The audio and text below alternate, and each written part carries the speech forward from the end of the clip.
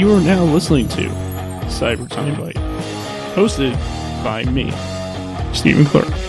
Hope you enjoy the podcast.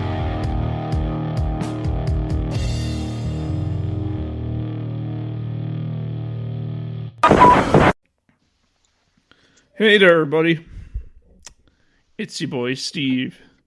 Once again, we're Timebite episode 131. It's going to be 2021 by the time you guys hear this. And you guys are going to be like 2020 was a terrible year. We were locked in our houses for so long and all that stuff. The vaccine probably won't be out by the time this gets uploaded. I mean, would not be well enough out for us to be back to normal life by the time this comes out. But, you know, it is what it is right now. But today I am joined once again for the third time on my podcast with someone who I've gained to really like on here, and I hope you guys did too. Today I am back once again for the third time with the DVD Freak. Hey, what's up? Now, if you guys remember, from the first time I had him on, he was still living in his parents' basement, and then the second time, he just moved into his new place. Third time in, now he is just in his new place, and he's been in there for almost a few years now. So now he can kind of get it. You know what I'm saying? I thought you were gonna say I was 6 feet under. No, dead. No, Corona got me. No. Why would I do all this leave and say that you're on here than just to say? Well, the joke was being set up, all right? Oh God, yeah. So how you been? Oh man, I mean, as good as I can be, I guess. Am I ever really great? Not really, but we're living life and just chilling. Yeah, just chilling. Funny enough, you never had your girlfriend ever come on here just to say hi to the fans or whatever. Like, that never has happened. Is she like a shy person or something? Yeah, she's like me. She's very antisocial. She's been on my live streams. I think there's 2 live streams where we both got really drunk. And we did a Q&A. I think one of those is up. I think the second one was just too bad to keep up. But, yeah, the first one's still up if you want to see her. And she's been in a few random videos from time to time. Yeah, it's like... No, I mean, here's the point. Here's the things about a DVD Freak video that you guys probably don't know, that you guys haven't heard, but I did. One, since the sounds in the background, like dishes cleaning around, the air conditioning going on and off. And, oh, fuck. I was hoping that wasn't... Damn it. and creaks on the floorboards. Oh, man, that sucks. I was hoping... See, people lie to me because I'm like, oh, do you guys hear anything? They're like, nope. Well, like on my other podcast, cheap plug, Pro Wrestle Zone podcast, go check it out. But yeah, I'm always like, hey, do you guys hear that in the background? They're like, nope. Well, I guess they're all liars. Well, no, I mean, I don't know if it's just me just be like, oh, because the reason I point those out is because when I'm sitting here in my house with my headphones on, watching your video, and your random noises, like your girlfriend doing stuff in the background or your air conditioning going off, I gotta double check myself. I gotta look in my real house compared to the video and make sure that wasn't going on not in the video or in my house. Dude, there's been times where I have to go out there. I'm like, can you stop?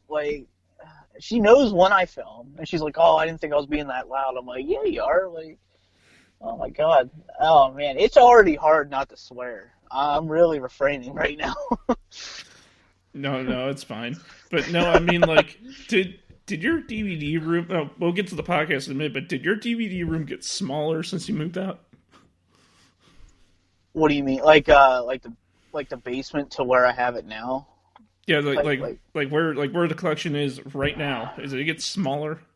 Oh yeah, it's like 30 times smaller, because we had a finished basement where I lived before, and right now I have a 2-bedroom place, and we use the spare bedroom because she works from home, so she has an office set up, right in front of where I film. Literally, I have half the half the room, and she has half the room. So like where I put the tripod is literally like right where her computer is, her whole computer setup. I actually like my setup now more because before I just had it lined up on the wall.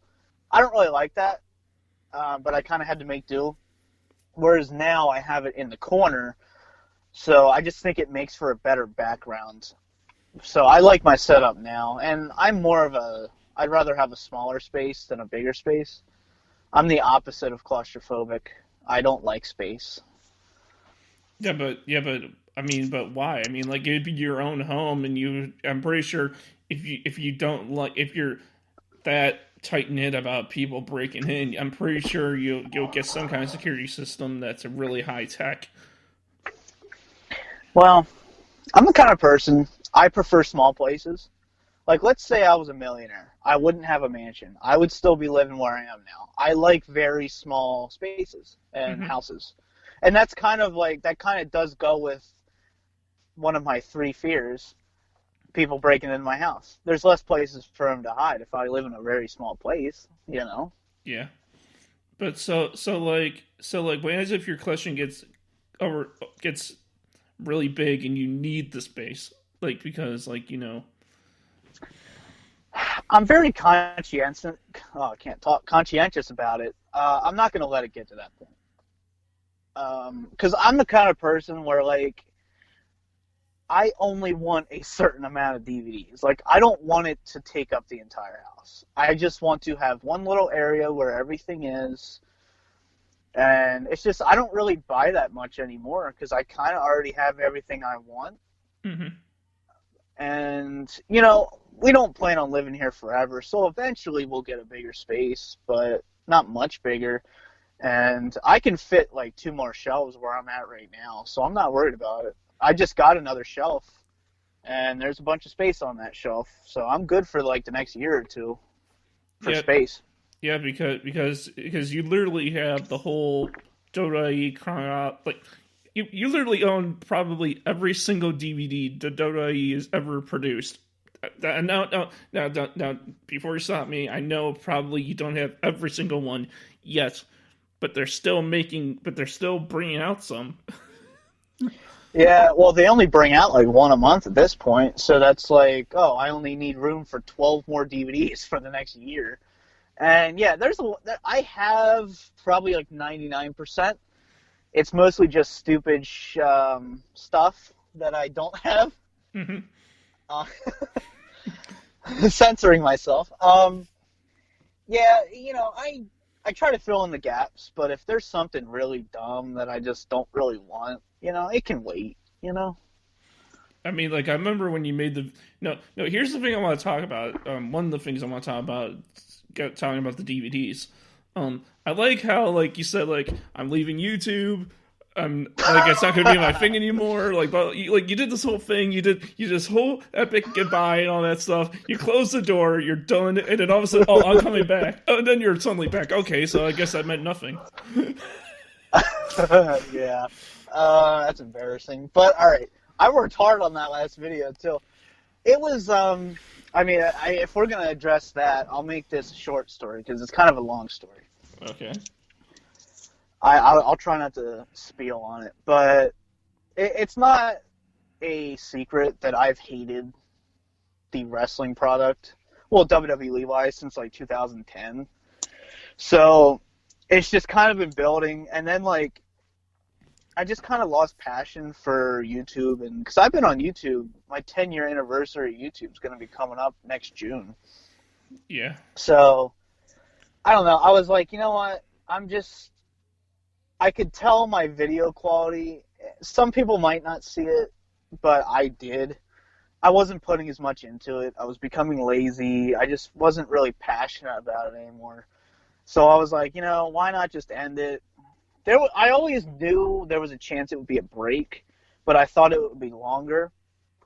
And like when I did upload that final video, I was like, dude, that's it. I'm done. Like I was 100% done.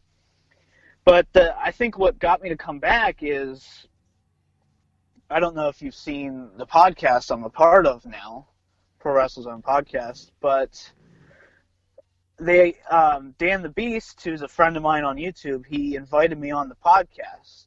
I Mm-hmm. was like, I'm not really doing YouTube anymore, but yeah, I'll do it for you.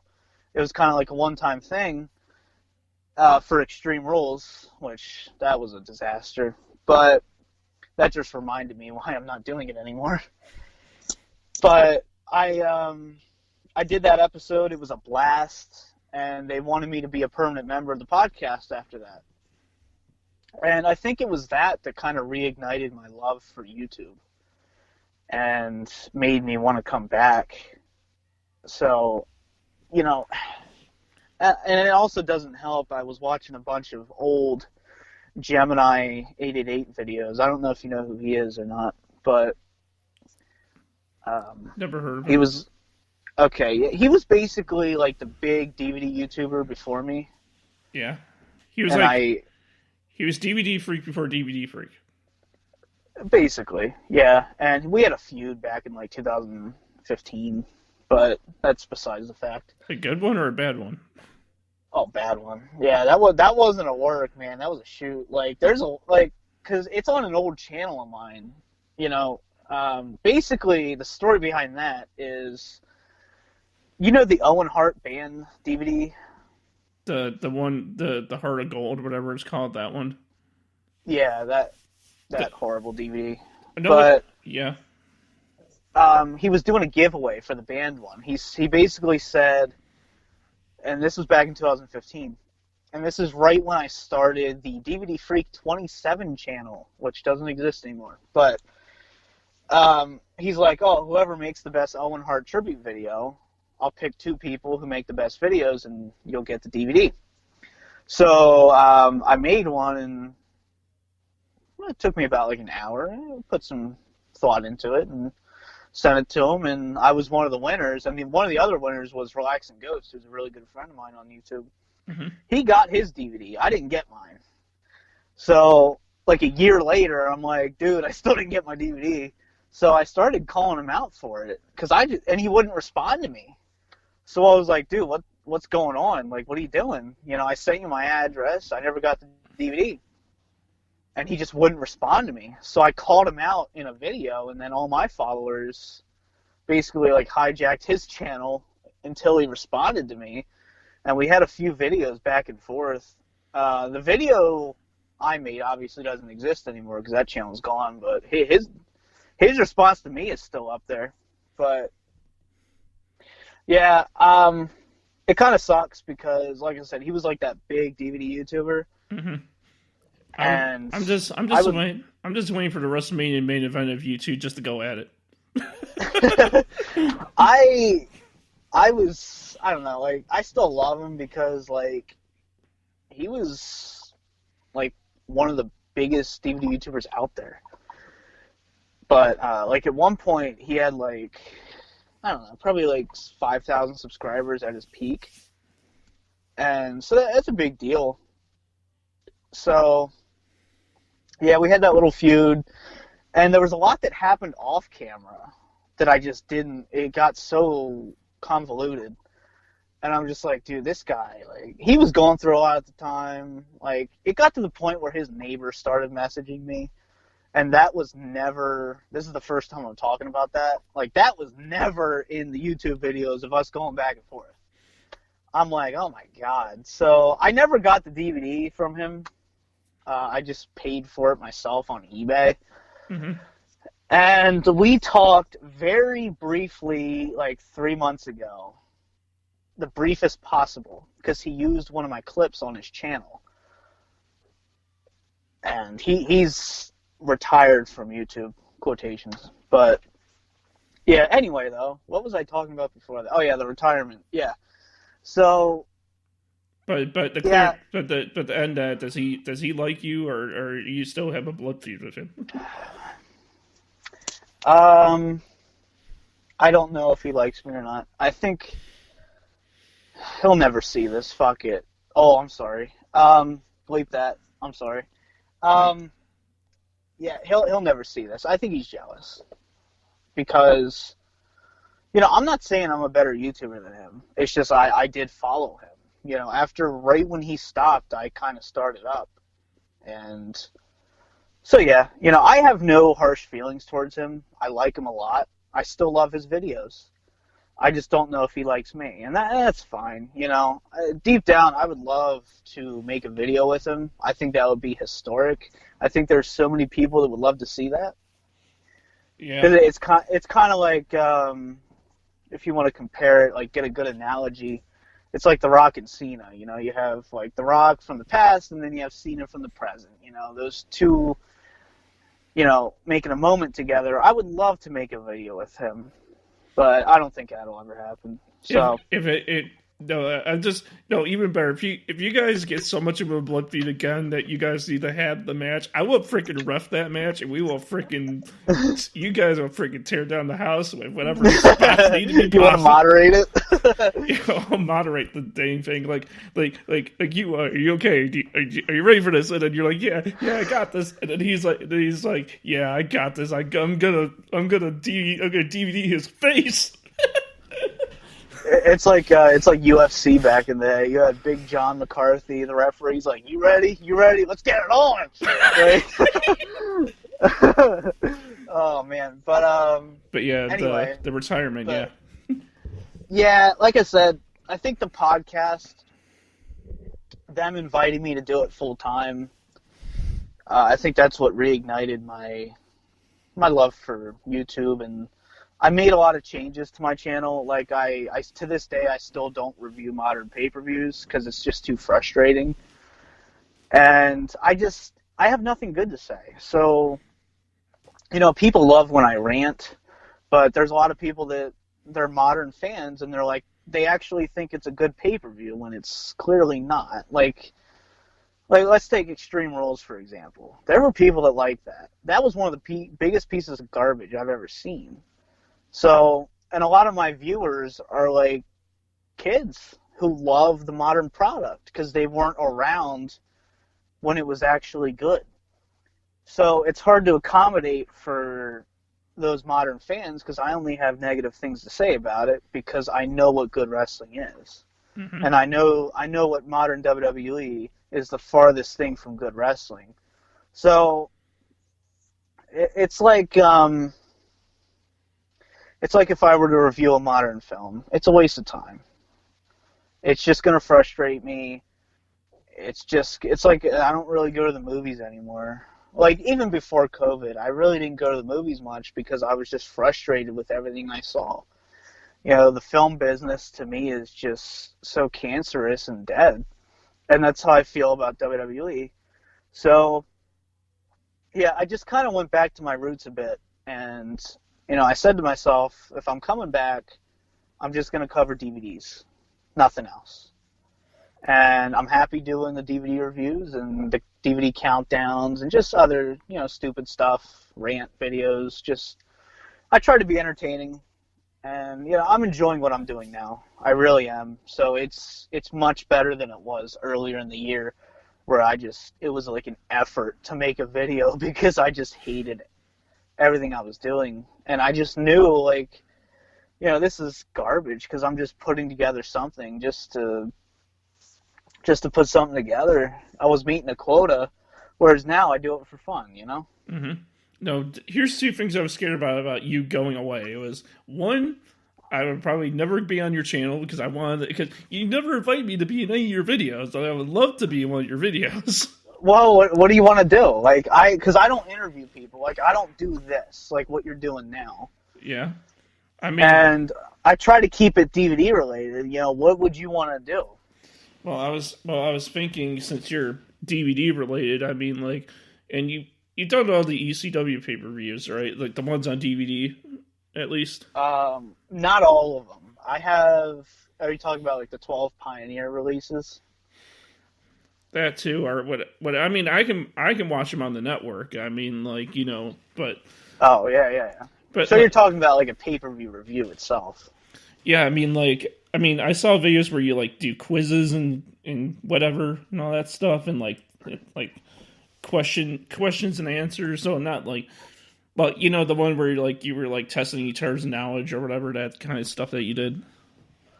Well, I accidentally because I don't know if you saw, I do the rant videos now. Mm-hmm. And it's pretty much an accident that it's tradition that I have someone else do it with me. Mm-hmm. I mean, if you have a wrestling DVD you hate, I could definitely have you on in a rant video. What do you... Now I gotta think about that. Which one do I actually hate? Yeah, dude, pick one.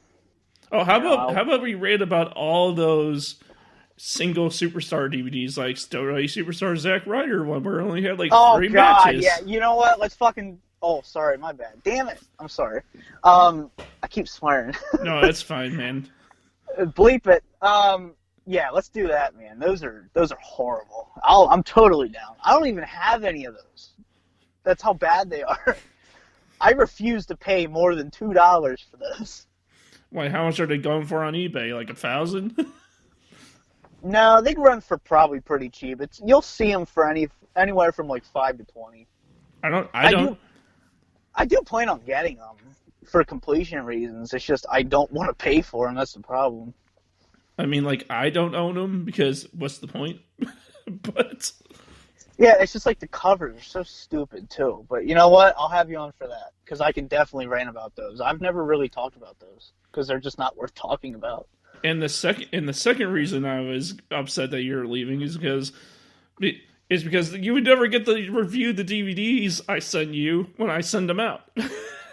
Yeah, I think I sent you my address. Are you gonna send them out? You never gave me your address. Oh man, I thought I did. Oh well, I'll send them to you tonight. I mean, now because the problem was, when I lived at my mom's house, I didn't want to give the address out because it's not my place. But at this point, I don't really care, so I'll send it to you. And I don't see myself getting a PO box. It's just there's a few reasons I don't want one. But yeah, I'll just send you my address. You can send me the DVDs. Here's the thing though. Update. I actually got 4 DVDs now. I got my Beyblade tournament one, my first panel, my second panel, and my third panel. I'm done. There you go. And I was actually thinking, and I recently bought a pack of 6-pack DVD holders, which can hold 6 discs in it. And I was thinking about just, give you all the single ones and then make a set with all 6 of them in there just for no reason, because why not?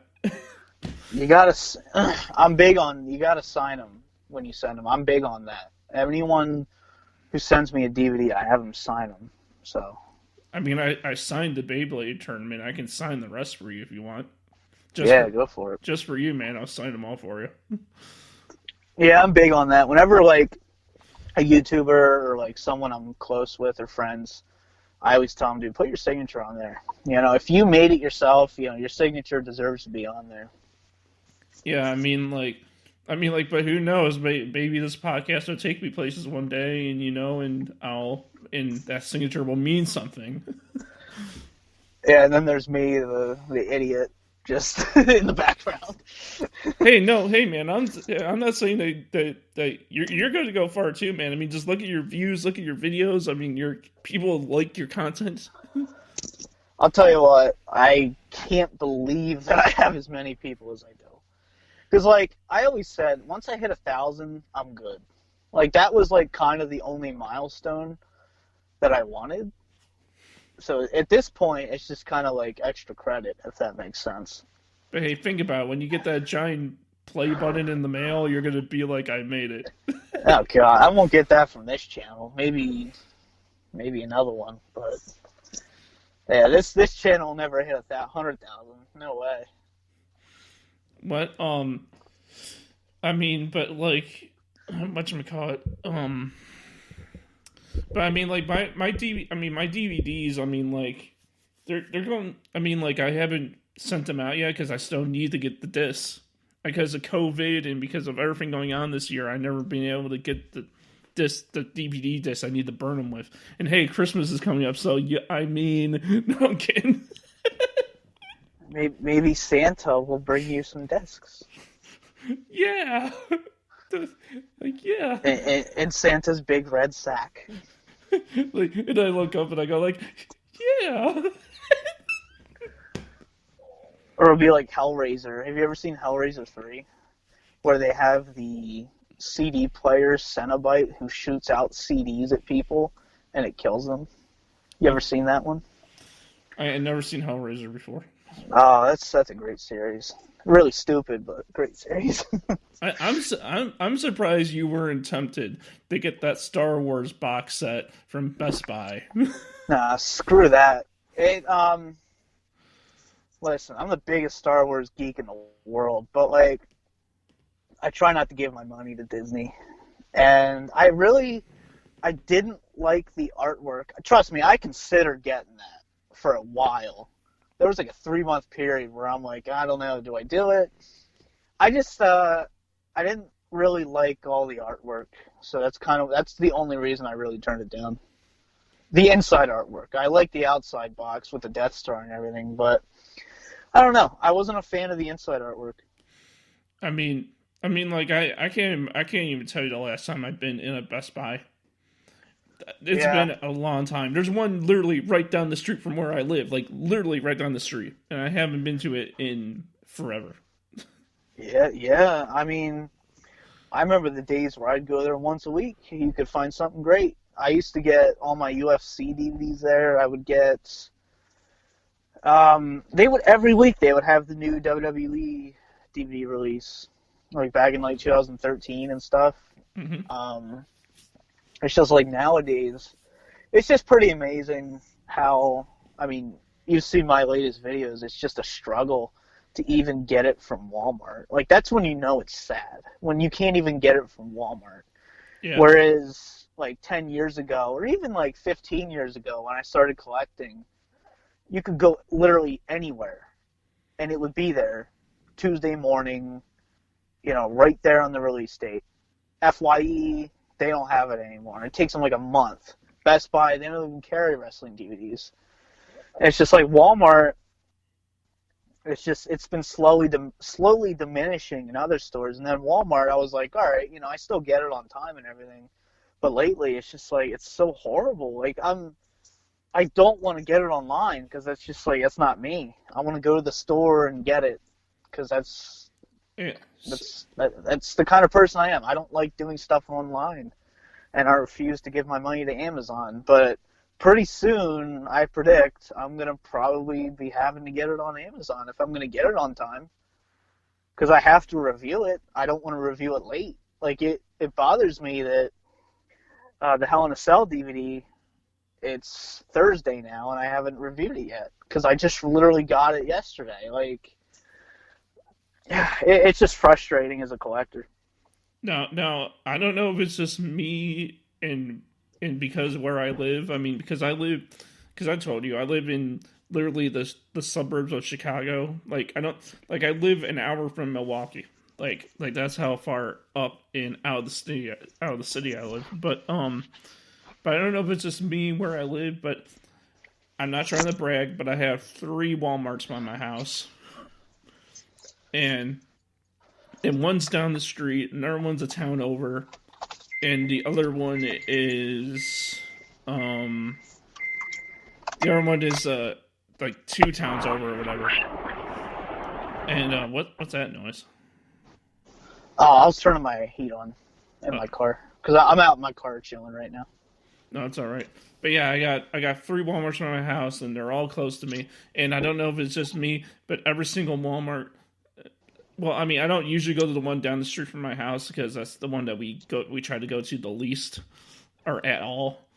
So the other 2 I go to, they tend to have them all the time. I see wrestling DVDs there all the time. Well, congratulations, yippee-yo-ki-yay, good for you. Meanwhile, I'm the idiot running around the freaking 3 different WalMarts and none of them have them. Well, hey, Sucks. well, I don't know if it's just Chicago Walmarts are just known to be better at that compared to Pennsylvania Walmarts, but I mean, You're near a big city. I'm in a pretty big city in Pennsylvania too, but it's just I never had a problem until the last like 2 months. And I was talking to the Walmart worker yesterday, and he said like it's not because of COVID. Like they're literally just a mess right now with their DVD section. And I think I showed it in a video, or I might have talked about it. But Walmarts around me, they condensed their DVD section probably by like 50%. Really? Like, yeah, it's just stupid. I hate it, but it's a sign of the times. I'm surprised. Like, people ask me all the time. Like, let's say back like 10 years ago, people would ask me, when do you think DVDs will go out? I'm like, yeah, probably like 2015. And then it kept going up and up and up, and we're almost to 2021. I think we're still lucky to get DVDs at this point because we probably shouldn't be. Well, I'm just happy we still have them, honestly. Well, for me, I actually like getting physical DVDs is because, like, if there's a show I really really like, and I really really like it, and it has never been released on DVD, or if it is on DVD and I want it forever and I know I have it and I know it won't go away because I have it on disc, that's when I'll go for it. If it's a show or anything that I don't care about, I don't care. But you know, like I have DVD copies of like pretty much every show I like, almost. Like I have all the Beyblade series, like the whole Beyblade series up until the latest series that's out right now that isn't on DVD yet. I got all of Danny Phantom, all of Rocket's Modern Life, all of Adventure Time, even though they made a complete set of that. But I got them all individually because I was convinced that they weren't going to make a complete series, so I bought them all separately. That was a really nice box set. I didn't like Adventure Time. I don't watch modern shows, so maybe I didn't give it enough of a chance. But I remember seeing the box set. I was like, wow, that's really nice. Like, it was a nice set. Yeah, I mean, have you seen it open up though? Yeah, I watched a review of it. Yeah, it looks really nice, but the problem I have with it is that all the discs slide in and out with with a sleeve. Come on. You're one of those people who don't like the sleeves. Man, I love the cardboard sleeves. I'm in the minority there. Nobody likes them but me. No, I mean, like, okay. I mean, like, I don't mind the sleeves, but I feel more secure when it's in the popper. Yeah, no, I agree. I think it's more fancy, and it's kind of worth your money a little bit more when it's, like, the nice little fancy sleeves. I've never had a problem with them sliding out, because I have a lot of DVDs. Like, I have the X-Files box set from, like, 15 years ago. They're in sleeves. And I have a lot of those DVDs that have sleeves. I've never had a problem. Like, just be careful and they're not going to fall out, you know? Like, so many people complain about them. I'm like, dude, it's something different. Like, to me, that's putting an effort into it. You know, I don't like the poppers when it comes to TV shows. I prefer the cardboard sleeves. Mm-hmm. But yeah, I'm the same way you are. If I ever, like, I have a lot of classic TV on DVD and stuff. You know, I'm the same way. The one I really have a problem with, the one I do not like, is the stack disc thing where the first disc is on the bottom, the second one's on top of it, and the third one's on top of that one.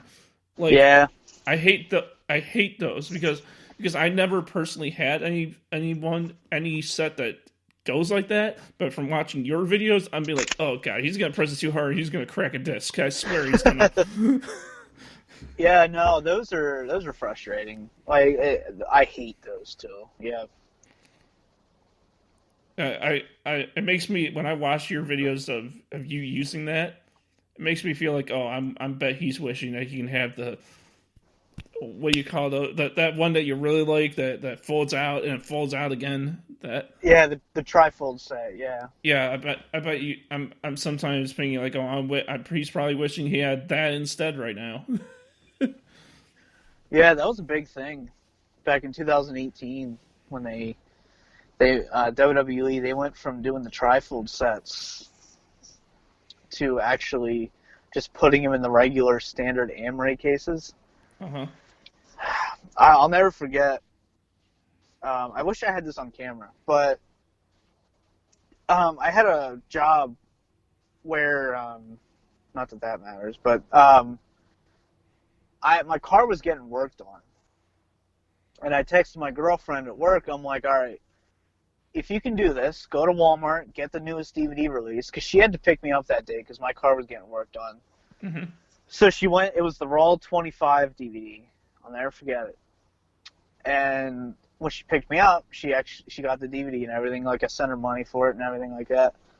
And I remember getting it from the back seat. I'm just like, what the hell is this? It's in, like, the little plastic case. I'm like, what is this? Like, this isn't what it should be. And, yeah, so, like, I'm like, all right, maybe it's temporary. Maybe it's just for this one. Nope. We haven't had one since. The UK still does them. And Australia and stuff. They do it for WrestleMania. But, yeah. Here's the thing. I go on Amazon all the time to buy stuff, and I go on, and that's where I got my blank DVD cases that I use to make my DVD cases. And don't they sell that case that you like, but blank, if you really want it? Well, the problem with that is you have to make your own artwork, because for those are cardboard. So you'd have to print it on the cardboard itself, whereas the DVD cases you're talking about, you just slip it in as a cover slip. So I doubt there would be blank. I mean, I'm sure you could get them somewhere, but probably not mainstream, because it's different material. If it's on Amazon, I'll let you know. And wink, wink, no nudge. I know a guy, aka me, that can make covers. Yeah, I won't shop on Amazon. So why won't you shop? You find them on eBay. Let me know. Why do you hate Amazon so much? It may be the online Walmart, but like they literally have everything on there. Like everything's on Amazon. It's like Disney. They're Nazis. I hate them. I don't like Amazon. I don't like Disney. It's just like, I know how, I don't want to get into that rant. So yeah, anyway. Do you like Walmart? Not really, but that's the only place I can get my DVDs, man. hey, that's the only place where you can get your food. Yeah, dude, they have a good grocery selection, I will say that. It's just like, like Walmart, it's a very greedy company. The Walton family, they're a bunch of a-holes. They don't pay their employees, even though they're one of the biggest companies in the world. But it's more, I don't know, like, it's a nightmare going there because of the people that shop there. Like, it's an adventure every time you go. It's scary. Like, every time you leave, you're like, oh my god, I survived. Like, when I went, like, that's why I go at night. Like, I try to do everything at night because I avoid society and people at all costs. Like, if you go during the day, it's a nightmare. Like, you're risking your life going in there. Hey, man, I like going to Walmart because, A, they have literally everything there. It's like the physical Amazon. 2, I like scoping out their electronics section for, like, you know, DVDs of shows that I may like, and I just figured out that, oh, it's on DVD now. Now I'm going to buy that if I have the money for it. Like My Hero Academia is over $50. Why the heck is it over $50? I can't tell you. But, yeah, dude, anime DVDs are expensive. Oh my god. It's a waste of money. I mean, like, you don't like anime, right? No, but my friend loves it. He's like an anime collector, and even he says, like, because I don't have to be an anime fan to know when a DVD is way overpriced. For some reason, man, anime, it's like, oh, 13 episodes, $70. There you go. Screw you. We'll take your money. Like, anime DVDs are really expensive. Yeah, and I was at Walmart like a few months ago. Whatchamacallit? I was at Walmart like a few months ago, and I saw like My Hero Academia Season 4 Part 1, and that was freaking like $50 just for Part 1 of Season 4. Like, I hate when they do parts. I hate when they do like, oh, Season 4 Volume 1. Like, screw you, just release the whole season. Like, Oh my god! I remember they did that with Yu-Gi-Oh. My only anime I like is Yu-Gi-Oh. I remember as a kid they would release the VHS tapes. It's like it was season one was like 20 volumes. Like, what's the point in that? Like, and I know VHS couldn't hold as much, but they also released them on DVD. Or like X-Men Evolution. They're like, oh, it's 4 volumes for a season. Like, you paid $20 for 4 episodes. Like, screw you.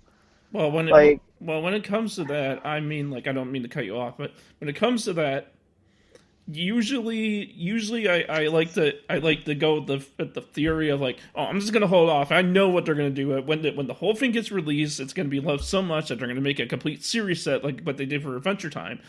The only reason I didn't trust Adventure Time is because I thought they really weren't gonna do it. Like, I thought they really weren't gonna go that far, but they did go that far. And by the time I got them all, it was already too late. So I was just like, whatever, you know.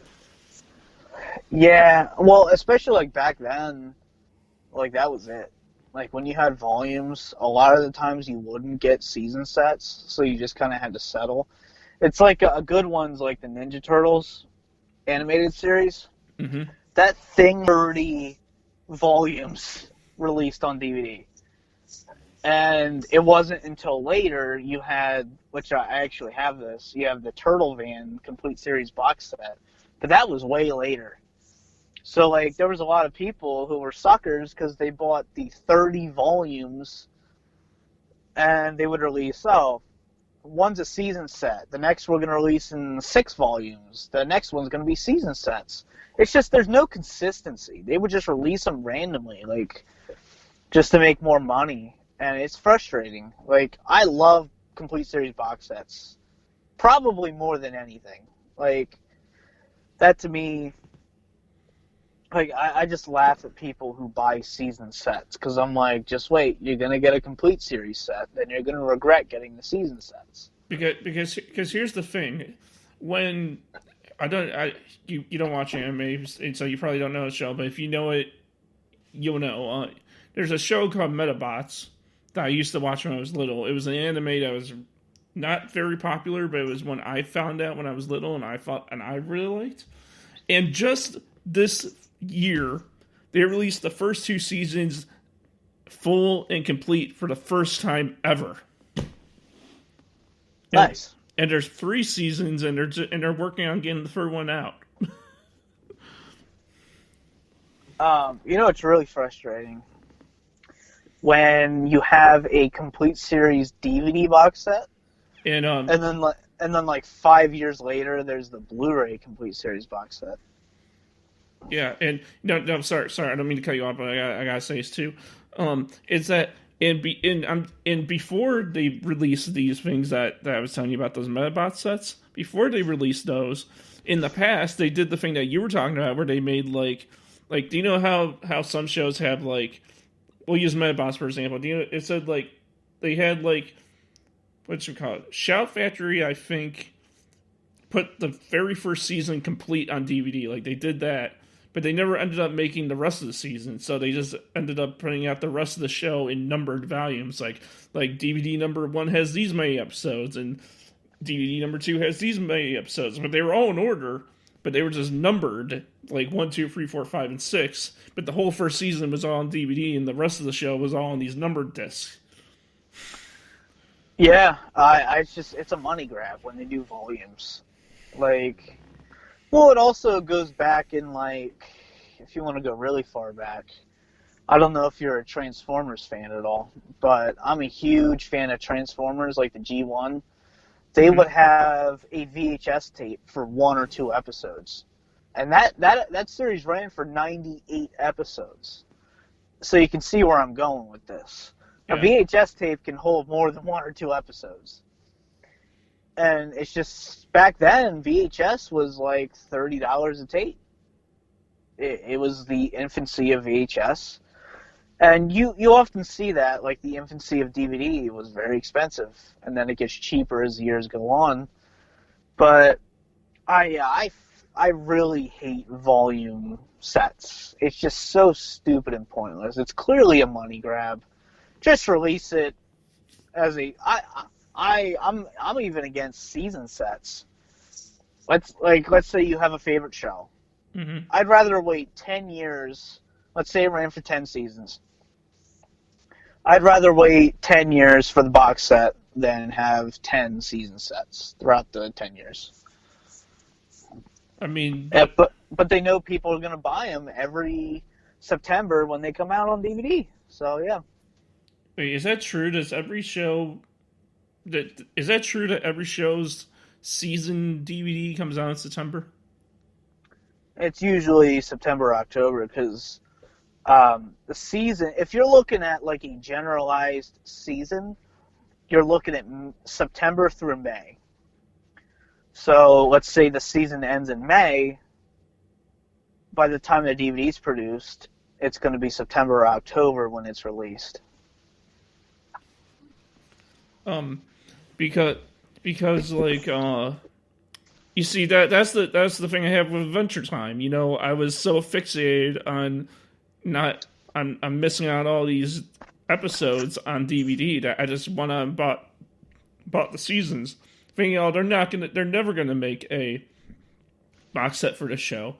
But a good example of the opposite side of that is the regular show. So here, regular show in America, okay, they release seasons 1 and 2 in the same box set. Like the first two seasons were in the same box, in the same DVD case, and then they went off to release the first season, right? And then the show really went 8 seasons. Like the show went 8, but they only gave us but here in America they only gave us the 3 seasons. The first two in the one and the third one in its own, and then I think it was like the seventh season they made the movie, and then they released the movie on DVD. But we got gypped because in Australia they released the whole thing plus the movie in a box set. Yeah. You know, that kind of brings me to a point. I really hate when they release a box set. I think the best example, I hate this show, but Game of Thrones. Yeah, You have, every year, you would have a new box set. Seasons 1 through 5, 1 through 6, 1 through 7. I hate when they make box sets for incomplete series, if that makes sense. yeah. They have all 6 seasons in a box set, right when season 7 is going to premiere, just to promote the next season. And then as soon as that episode airs, your box set's incomplete. Like, I hate that. I hate that. I think I've seen that before, but I don't think it happens often. It doesn't happen that often, but it happens more now than it did before. It's just really frustrating. Like, I look at people, I'm like, why did you buy that? You're an idiot. The next season's literally premiering tomorrow. Like, why don't you just wait? Well, Because obviously Game of Thrones was getting a complete series box set. Obviously. Like, of course that was getting a set. So why would you waste your $200 on seasons 1 through 4 when you can just wait? I mean, It's just stupid. when you saw it at Best Buy, you sounded pretty interested. I do like the packaging, but I don't like the series. I didn't like Game of Thrones. But I did watch a review of that set, and I also try to, a little behind the scenes here, I try to engage with my audience a bit and sound excited. Sometimes I'm not, but, there's a lot of Game of Thrones fans out there. So, if you want to engage those Game of Thrones fans, you have to include that box set in the video, if that makes sense. Well, so I'm guessing because of your social nature, you would not do good in Dungeons and Dragons. No, I'm a Star Wars geek, not a Dungeons and Dragons geek. Come on now. I mean, like I attempted Dungeons and Dragons, I attempted it, but I got for me to get into it, I gotta start with a fresh new campaign. I can't jump because when I started playing it, I was part of this group that still do to this day. That the campaign is probably still going on that I was part of, I need to start like with a brand new one because when I started, like I said, I started in the middle of one where I didn't know what was going on and my character was just thrown into the fray for no reason, and so like I wanna play it. I'm a fan of Dungeons and Dragons. I just need to start fresh. It's one of those things. Like I definitely appreciate it and the intelligence and effort that goes into it. I was just never a fantasy fan. Like I hate dragons. They're so cliche and overdone, and it's like Lord of the Rings. They are great films. I'm just not really into them. I don't like fantasy stuff. Hmm.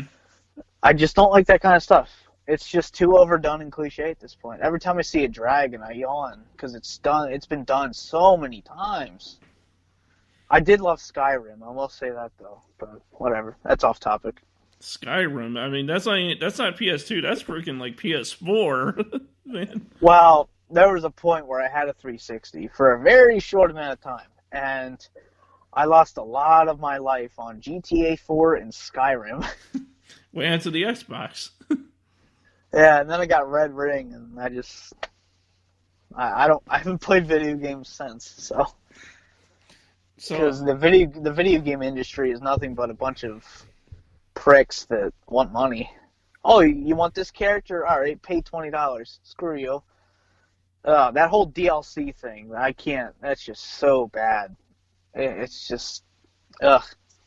hey, I mean, when it came to Guitar Hero and DLC, it made sense, okay? Because like they always were adding songs, and Yeah, but the song should have came with it in the first place. You shouldn't have to pay.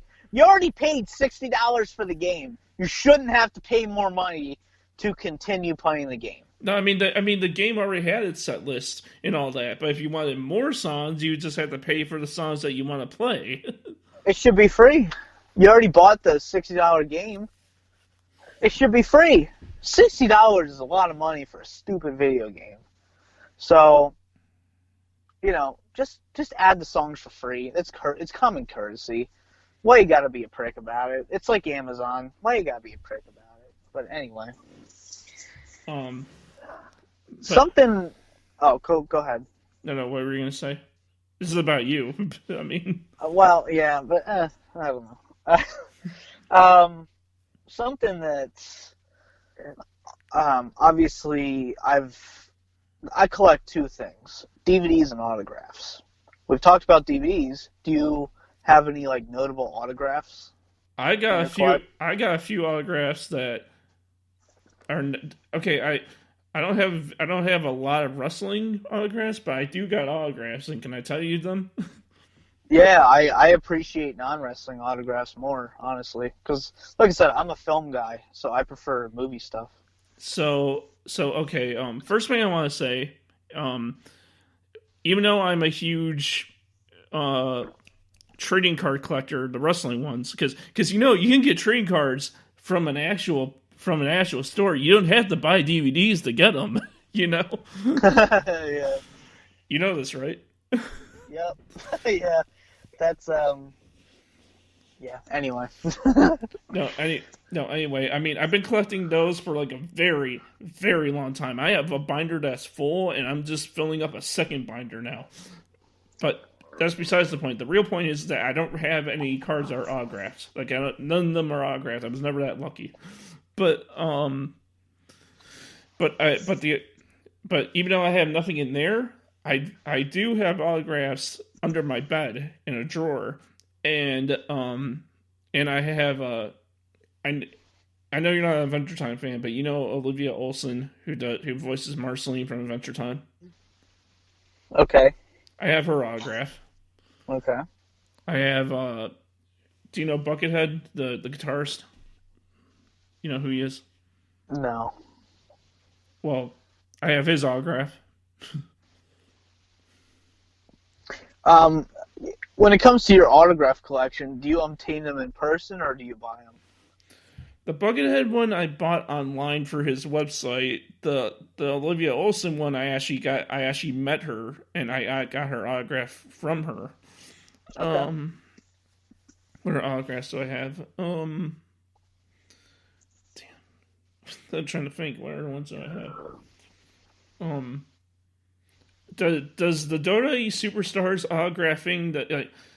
How do I say this? So I had a calendar. I think it was like last year's calendar or the year before that. But I had a Dota calendar where the superstars literally had their autographs on the calendar, like above, like not where the dates are, but it was above the actual calendar part.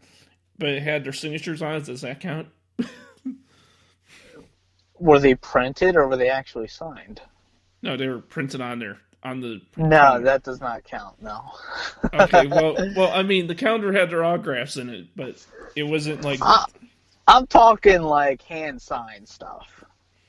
well, from what I'm remembering without looking at anything, those are the hand signed stuff I have currently. Okay. I got to look again and get back to you on that one, but those are from memory. That's all I know. I'm more intrigued that you have a drawer under your bed. How does that work?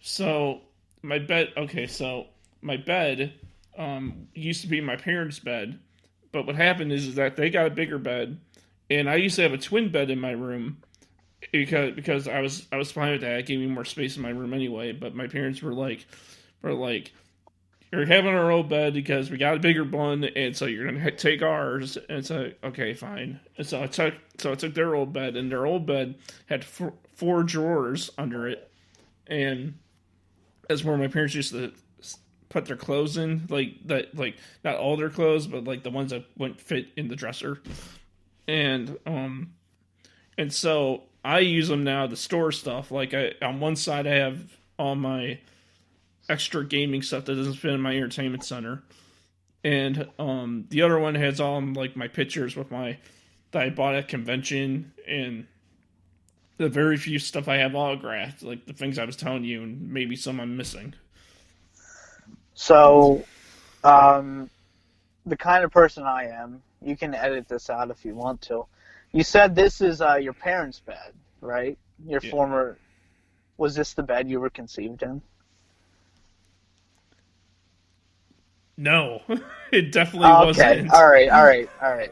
Because that'd be cool, like full circle. But anyway, No, it definitely was not. it's all right. I was conceived in like a hotel room somewhere, so that's fine. Oh god. Okay. Editing Yeah, that out. it's been a rough life. Anyway, back to autographs. Yeah, that's an autograph for sure.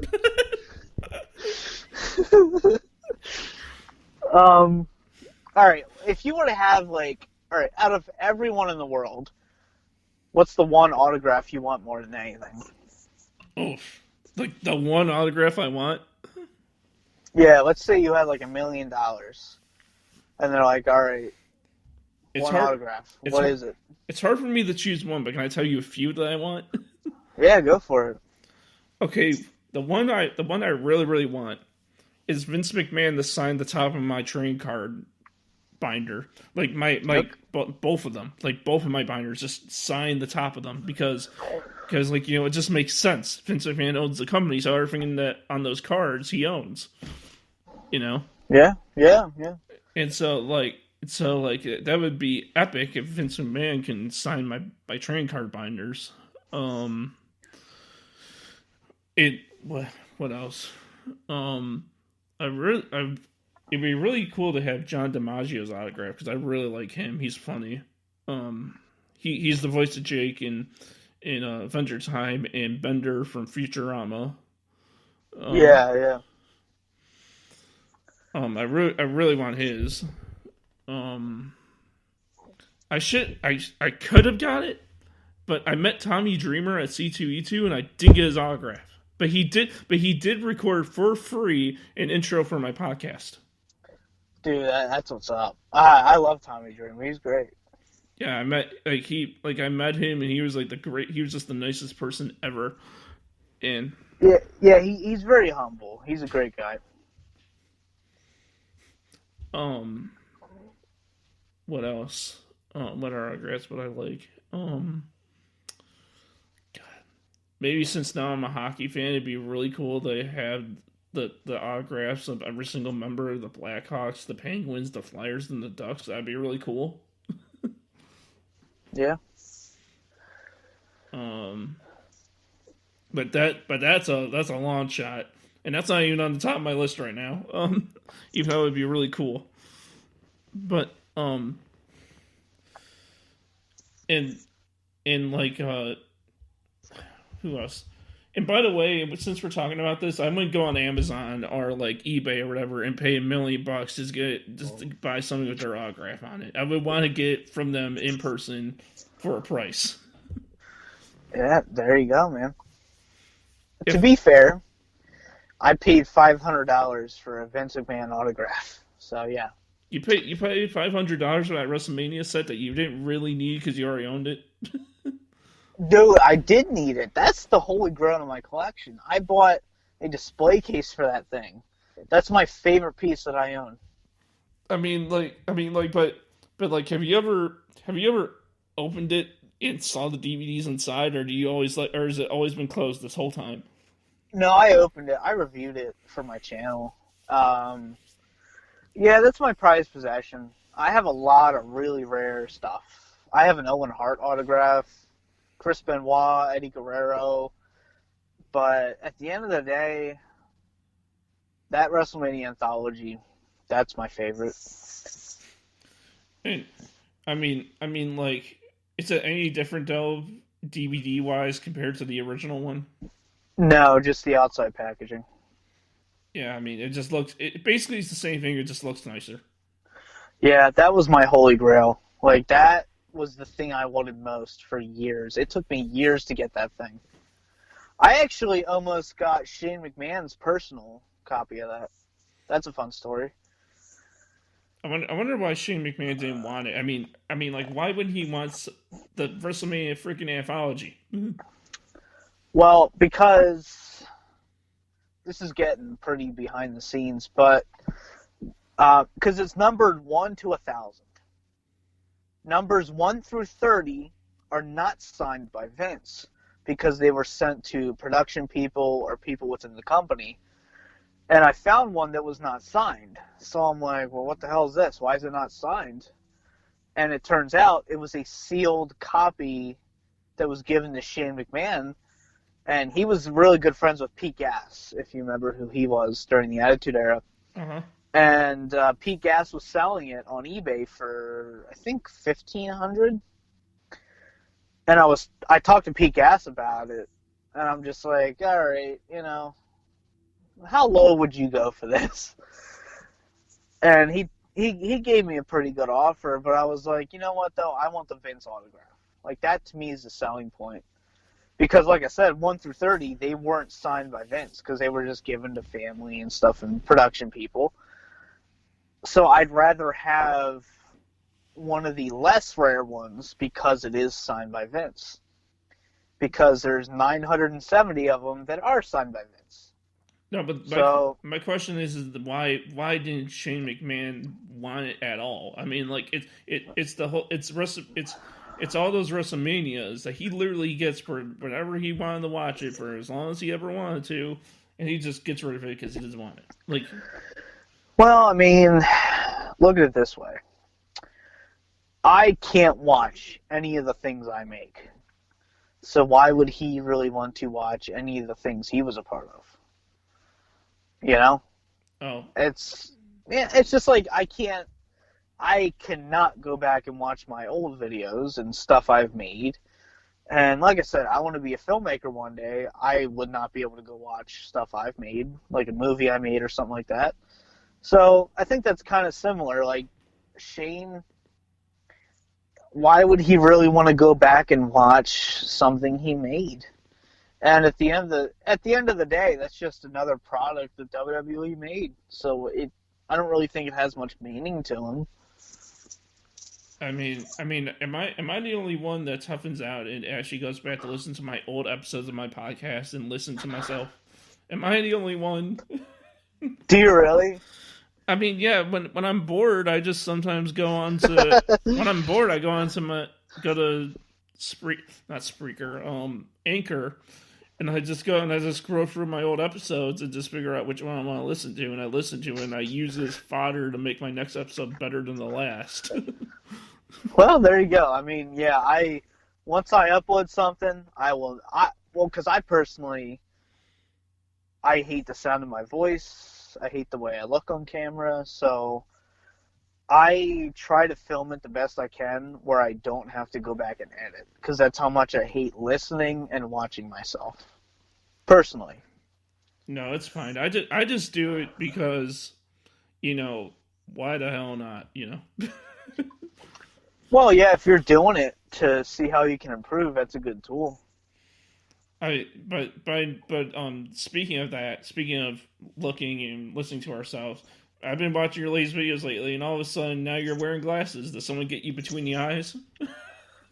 Yeah, I was waiting for that question.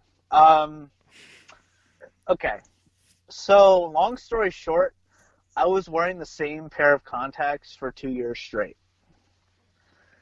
And it was getting to the point where it was starting to affect me. So I just wore my glasses for this time being. I'm saying by like January, I'll probably have my contacts back because I'm going to get. I get them from Canada, my contacts, which isn't entirely legal, but whatever.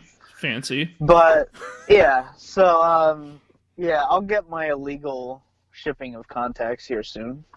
But why do you do it like that? Why can't you just like go to like America's Best or wherever or whatever they have in there, Pennsylvania? I can't afford that. America makes you pay for everything, whereas Canada, you don't need a prescription for contacts. So I literally just get them shipped in from Canada.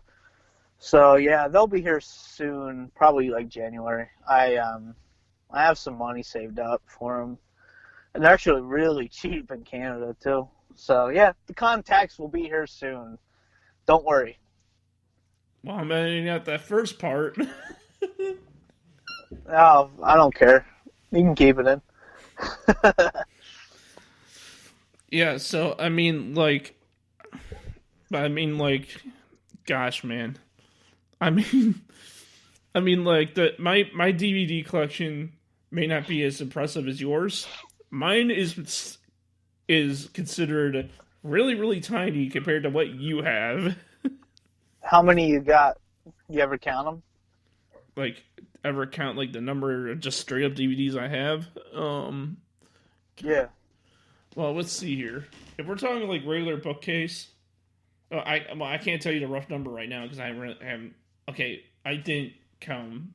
I don't know how many I technically had, but if we're just going by standard bookcase, which is what I have in my room, my top shelf in my bookcase is nothing but DVDs, and on the second shelf below it, and on the shelf below it, there is like a few down there. So I want to say, by just looking at it, I probably have like 80, maybe. Okay, that's not bad. I mean, like that may be way over the number that I actually have, but I mean, but like I have all my DVDs up there, and then below that I have all my music stuff, like all my CDs and my cassettes and my I collect cassettes. Yeah, whatever. Dude, power to you. I love cassettes. But my music tastes are. Hey, I'm kidding. This is a shoot so much better than yours. Wink. No, I'm kidding. Ha ha. No. I like how you say, "Oh, I like that classical music," but then when the Benoit theme hits, you're rocking it out. Like, okay, thanks. All right, you know what? Anything from 1920s to 1990s, I'm all for it. So, like Benoit theme, I can't recall the Benoit theme being classical. it's not. It's whatever. I would feel like the Godwin's 1997 theme would be up your alley. Oh, you didn't get my joke. Never mind. Wait, what joke did what joke were you making? I said it's whatever, and that's the title of Yeah, yeah, the Benoit theme. Whatever. that's the name of his. Yeah, I remember that. I mean, like, dude. I mean, like, I mean, like, I just love hard, like, rock music. Like metal, classic rock. Well, I don't like modern metal or I don't like I'm not like Def Clock fan Oh god. Do you have a favorite song of all time? of all time. Oh god, Favorite, yeah, favorite song. what song do I listen to all the time? And that's always fluctuating too. I mean, like there's like songs I like from the past, and there's like songs I like currently.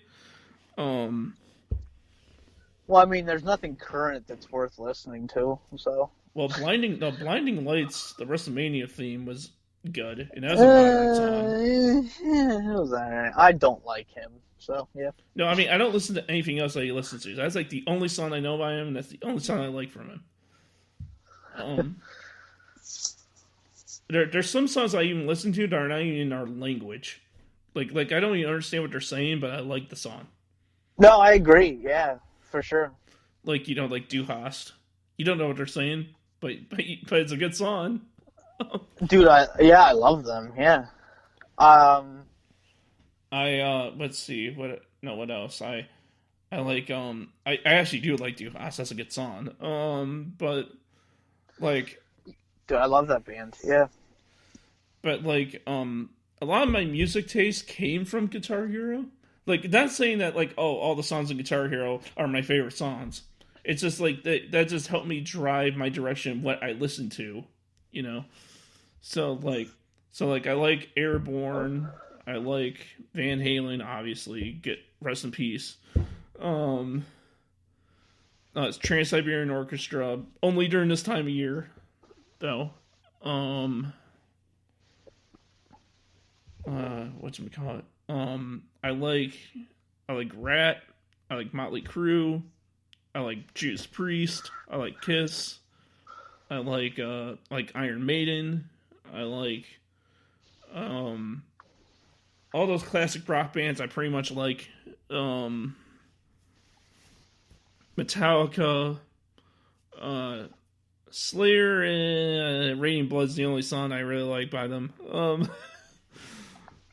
Um Anthrax is good, but they're not. I like them, but I don't think they're like the best metal band. Megadeth is really good. I like them. Um, what else? Lenny Kravitz. I like him. A few of his songs. Um, this I like. I don't like. I like this band. I only like the band's one song that. What's no? What? Blah, I gotta reword that. There's a band I like, but I only like one song by them, and the song's called "Here Comes Alex," and it's made by this band called Die Toten Hosen. They're German, so that's why. Yeah. What else? Wrestling themes. I have a lot of those I like. I have a bunch of them on my phone, like especially from the Uncaged albums, if you know about those. Yeah. Yeah. Um, I mean, like my phone isn't just wrestling themes. Obviously, I have like actual songs, but like I have a lot of wrestling themes on my phone. Yeah. I don't have any wrestling themes. When it comes to music, I think my all-time favorite song is "Lady in Black" by Uriah Heep. Never heard of it. Oh boy. Oh god. It's from what, 73, 72, something like that. But I love some Jefferson Airplane, Mamas and the Papas from the 60s and 70s. Do you like Woodstock? Somewhat. I The mean, original Woodstock, not the one from the '90s. The original Woodstock. oh dude, that 90s one was a disaster. I actually know somebody that went to that. Oh my God. But anyway, the original Woodstock, dude, I'm a hippie at heart. Love and peace, anti-war, all that. But You're the guy in the van, you know. dude, I'm living a van down by the river. But Chris Farley for you. oh, I'm so glad you got that reference. He was actually he was working on a Matt Foley film before he died. Fun fact. But when it comes to music, I'm very spontaneous. Like, I think Nirvana would probably be my favorite band of all time, but that's more just because I like Kurt Cobain as a person more than anything. Um, yeah, I like a little bit of everything. I I'm mean, the kind of, and my girlfriend is huge into music. Like, we always joke around. I'm the film guy, she's the music guy. Well, girl. But do you mean like the music woman? sure. But I actually got her tickets to. I don't know if you remember the Motley Crue.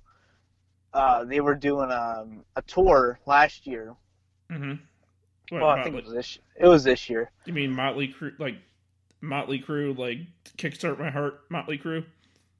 Yeah, Motley Crue. I think they were touring with Poison and Joan Jett. Oh, I hate Joan Jett, but I got her tickets to that, but obviously it got postponed because of this stupid virus. Mm-hmm. But yeah, she's like a huge music fan, where I'm like the movie geek. But yeah, when it comes to music, it's something I only really listen to it when I'm writing. I find music really helpful when writing, but that's about it. Um, like I said, I'll pretty much listen to anything from the 1920s up to like the 1990s. I mean, like, like, have you ever heard the Weird Al version of "Smells Like Teen Spirit"? Yes, I don't like Weird Al, but yeah, I heard it. I love Weird Al, man. He's probably the inspiration of how I can make up like goofy covers for songs. Like I like. Do you know, like, I don't know if you know this song, but do you know "Mic Drop" by BTS? That song. I don't even know what BTS is. No. They're this Korean boy band, and Oh they God. made a song called "Mic Drop," and I heard the song, and instantly in my head, I I changed the chorus to first they went to I made it like the Black Friday edition, and so I was like, first they went to Walmart, then the Sam's Club, and then he went down to the store and he got four clubs, and then he went down to Subway and he got four subs because he don't play, and then Woo, he got a new tub, he got an apple fry at the Fleet Farm.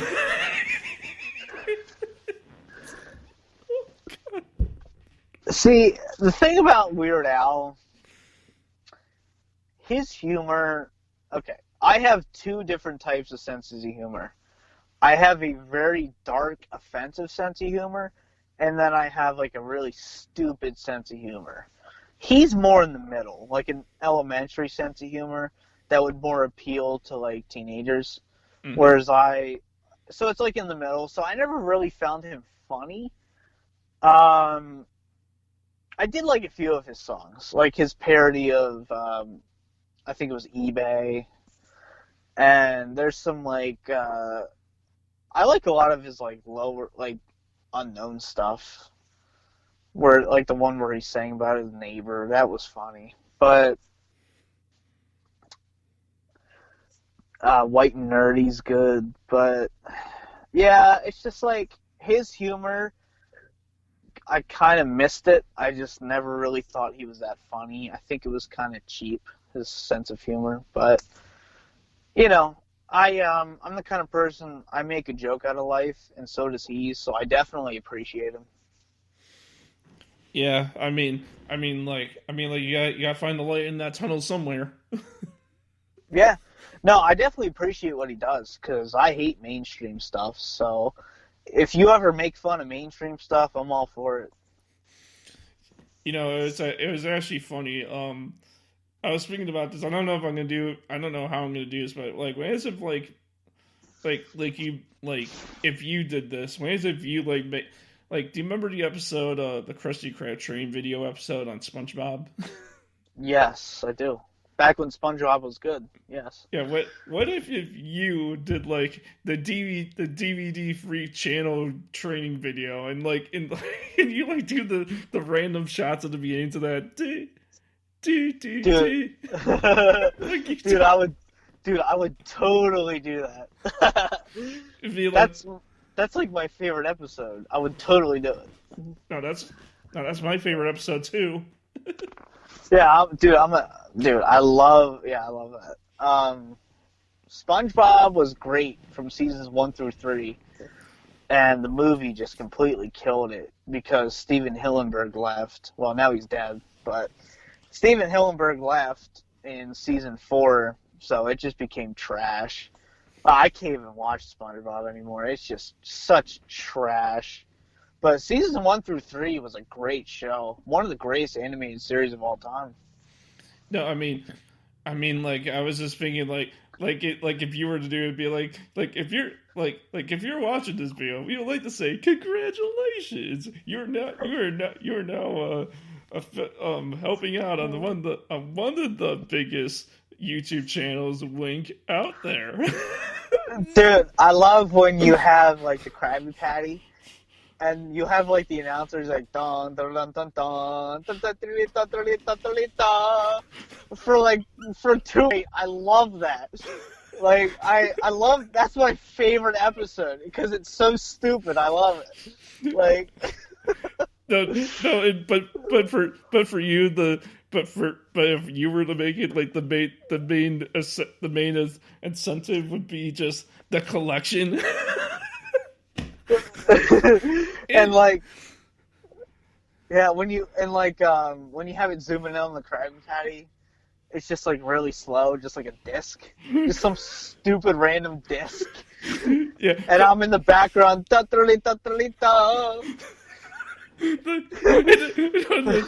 you're like Yeah, I'm out of breath in the in the background, dude. That's my kind of sense of humor, just like stupid stuff. I have a very British sense of humor, like Monty Python, no, where dude, it's just like no, I'm sorry, I don't mean to cut you off, but if we can make it like we can make it like the December to Dismember just for kicks and giggles and inside joke. Oh man, I actually reviewed that like a week ago on someone else's podcast. We all got really drunk and watched it and reviewed it. Oh, it was awful. Awful pay-per-view.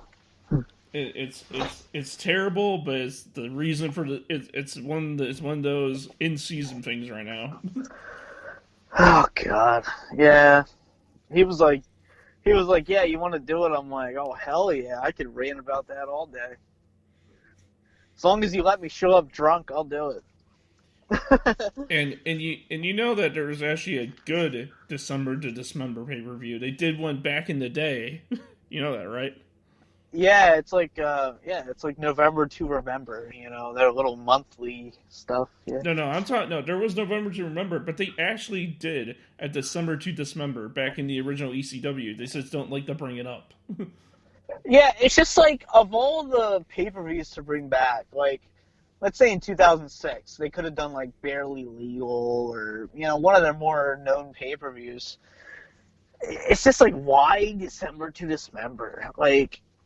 Oh my god, what a disaster. And it's just like Vince had his dirty hands all over that. Like, he took Sabu out. I know Paul Heyman wanted CM Punk to win. And then Vince wanted Bobby Lashley, which is kind of ironic because he's black. But, that pay-per-view is unfortunate.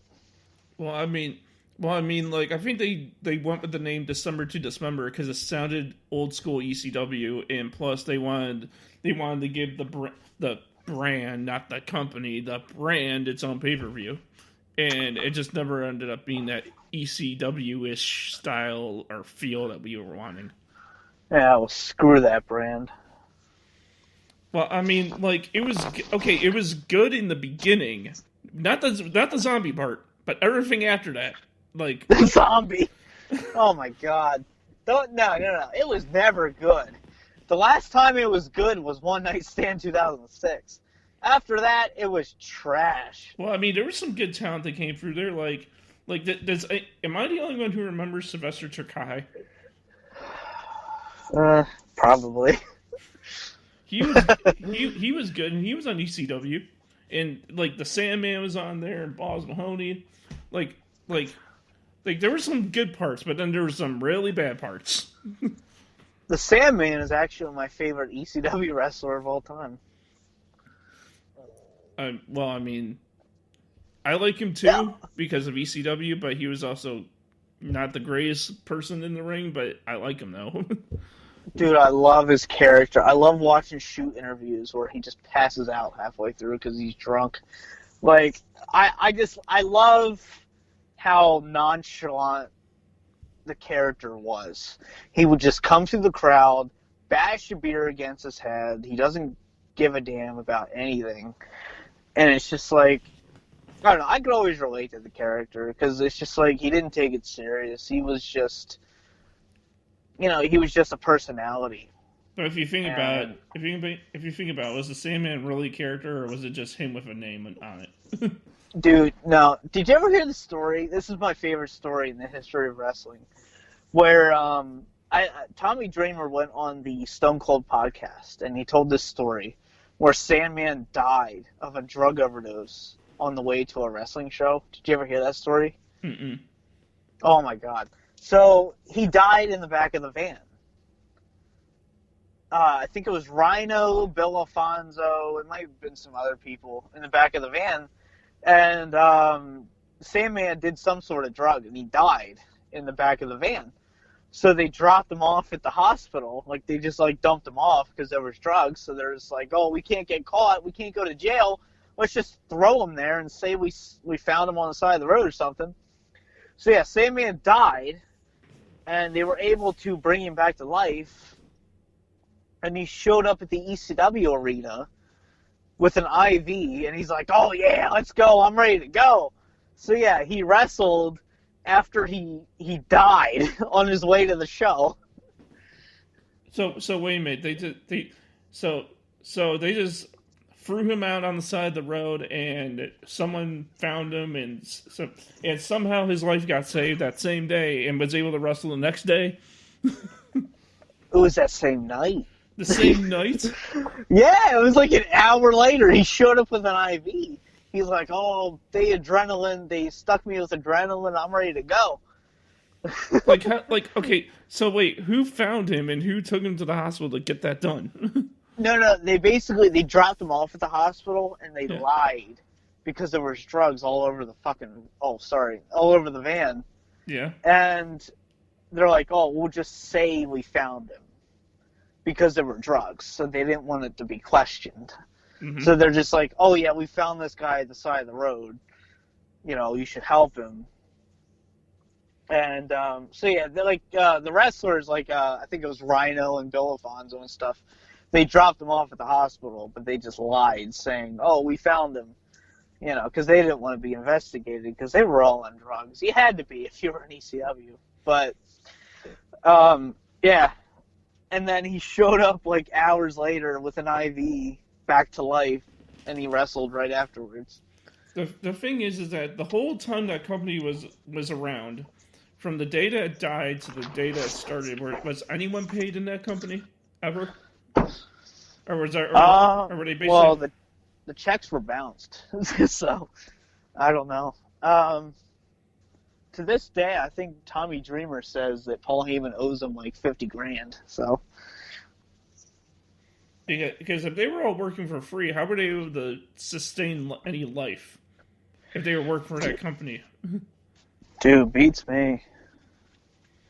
No wonder like Public Enemy and Mikey Whipwreck and all those guys jumped to WCW and WWF when they did, so they can actually get money. Yeah, I mean, I love ECW, but it definitely had its faults. I mean, I love ECW too. I mean, and honestly, it had faults, but like I mean, like, but like, I feel bad for Tommy Dreamer, especially because he never jumped from to that company to a different one. So I'm pretty sure if they weren't paying him, he felt screwed even when he won the championship because he wasn't even getting paid any more. Because usually when you're a champion, you get paid more than everyone else. But if no one was getting paid, then that really sucked. Yeah, I mean, Paul Heyman's a con artist, but he kind of had to be. So, yeah, I respect Paul Heyman. I really do. But, yeah, that whole company, that whole company is a flaw, but a success at the same time. But I bet you like the early ECW, like '95 ECW. Yeah. Right after it got changed from, like, Eastern Championship, I think that's kind of my favorite period. Like, right when the name change happened. Man, we've been going for an hour and 30 minutes. Yeah, I should probably get going here soon. Yeah. You have any like other like we could do like a speed round of questions if you want. Yeah, sure. Yeah, sure thing. Let's do a speed round because it's like I didn't realize it's like 2 a.m. where you are at. Yeah, I'm kind of a late nighter anyway, but yeah, speed round. What do you want to ask me? I don't know. Well, you could ask a question and we could both answer it. Yeah. So, what's? Yeah, it's your show, man. You wanna? Yeah, I know. Yeah, speed round. Yeah. So, what? Have you ever been to Pittsburgh and do you like it? I've never been to Pittsburgh. It's it's like a 3 or 4 hour drive, and I've never been there, so no. Would you ever want to do like a retail channel where you go like to like how like these people go to like old stores like Hills and Kmart and all that? Would you want to go to those places and just check them out and try to get inside if you can or not? Like I would go, but it's not something I would seek out because I'm a cheap ass. So like, I think if I was already there, I would totally go, but I wouldn't like seek it out just for that. I mean, if there was like a really cool like old mall there, like a mall complex, I would totally do it. I love malls. That's something that's just like non-existent at this point. You wouldn't even go to a liquidation sale to buy something off the wall, like an old signage or something? Yeah, no, probably not. Because there's people who actually do that. Oh, I know there is. And your house looks like it needs some decoration. No, I'm kidding. Yeah. No, I'm kidding. I'm sure your house looks great. I wouldn't say great, but.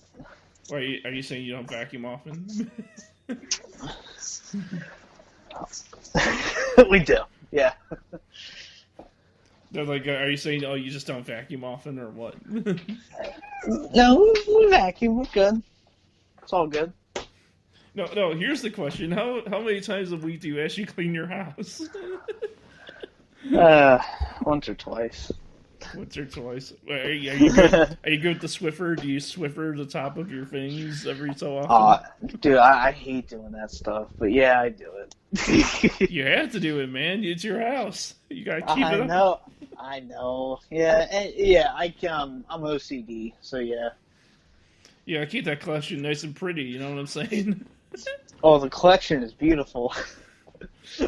Are you in that room right now? Yes, I am. And what's the first? If you were to tell me right now what you're staring at right now, what are you staring at right now? Oh, my laptop. I was trying to turn it on, but it died. So yeah, never mind. The first thing I look at is oh God, what is it? I don't know. Probably the WrestleMania leather anthology because it's so damn beautiful. It glimmers in your eyesight. It does, dude. Black and gold. I'm a sucker for black and gold. No, So yeah. no wonder you're a Nexus fan. Oh, don't get started on that. Yeah, This is a happy podcast. Damn it. It was happy for a month. It was happy for a month until they killed him off. Oh God, don't. Yeah. Ugh. Anyway. Yeah. Anyway, we should probably wrap it up then. God. Oh man, it feels so good to do Timebite again, man. I haven't done an interview in like a month. Yeah. Yeah, man. Yeah, it's always fun. Yeah, it's awesome to have you on again. I don't know when the next time will be. It probably won't be anytime soon because, like, we don't want to have back to back to back to back episodes of just you. Yeah, because I was just doing a drunken live stream and I just saw you on there. I'm like, oh yeah, let's do it. Well, no, I mean, like, I showed up. I showed up and I was like, let's just see what's going on with him. And then you're doing your stick, and I'm like, the drunken idiot. and I sent you a super chat. Super chat. Oh yeah, you did. Yeah, I appreciate it. And I said, hey, get that merch. You promised the last podcast you would. I'm broke. You said that last night. I'm always broke, man. You told me in the live stream, send me a notification next week and blah blah blah blah blah. Yeah, oh man, that's a blur. But anyway. No, I'll send you a notification next week. Yeah, dude, send me those DVDs. I'll review them for sure. Yeah, where are you gonna? No, if you. No, I'm just saying. If looking at your thing right now, where will you put them on your shelf? Let's see. Where do I have room? Next to the CM Punk sealed. What the hell is this? FYE exclusive DVD. So there you go. That's a pretty rare DVD. So you'd be right beside that. Now, do you know what's funny about that? That's the same exact one I got, and I opened it, and I have the wristbands, and they're already starting to fray away because I used to wear them all the freaking time when I was in broadcasting school, and they frayed away from me wearing them so much. Yeah, dude, I have the sealed version, so there you go. And I'm pretty sure they look fresh in there, right? Oh, hell yeah. Would you ever break it open and wear them? No, I'm all about the value. That's how I am. I do wear the Brock Lesnar gloves every now and then. That's how I am with my action figures. Because I have a few action figures, but the ones that I bought at the store or I bought in the official packaging, I have never broken them open. Well, it's like I got the I don't know if you saw the Undertaker Last Ride Blu-ray from the UK. Yeah. It was one of 500 with the autograph inside it. I kept it sealed. That thing is going to be worth thousands one day because there's only 500 made, and pretty much everyone I see right now, they're opening it because they want to see the autograph. I kept mine sealed, so mine's probably one of the few that are actually still sealed at this point. Yeah, but like if it's good, yeah, but here's the thing: you say he's gonna be worth thousands, but you're never gonna sell it off to make thousands. So. Yeah, but I like to at least know that it's worth that. So you can lend it off when the day that you don't own it anymore, when their day comes, that the person who gets lended off to, they'll sell it off and make millions off of it.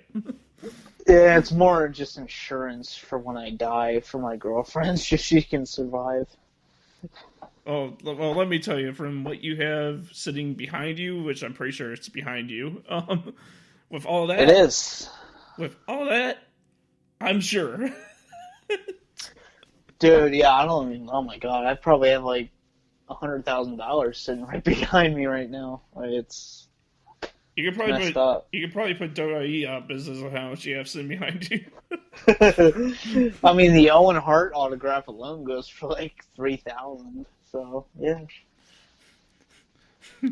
I like how we're just sitting here, we're just like, yeah.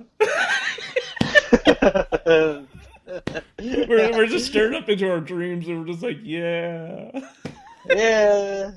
The alcohol kicked in, but I don't even drink. you don't drink at all? Never? I'm straight edge, man. I'm 100% straight edge my whole life. I used to be. Good for you, buddy. Don't change that. I mean, I used to be because I grew up with a not so good childhood, but yeah, it's anyway. no, it's fine. That's a depressing story we don't need to get into. Hey, no, it's fine. But yeah, I mean, to close off this podcast, even though we were leaning into the outro. But hey, we can always talk afterwards. But yeah, thank you everyone for listening. You can follow me on Facebook at Timebite. Follow me on Twitter at NostalgiaVant. Buy all my merchandise at redbubble.com under Crash Team Gear, where even the spork is the most powerful of them all. Tell the people for the third time ever where they can find you. All right, so at this point, I have plugged myself so many times that I'm so sick of it. So I'll tell you what. Type in the DVD Freak on Google. That should show you everything there is to be. That's all I gotta say. I don't like social media. I don't like any of that crap.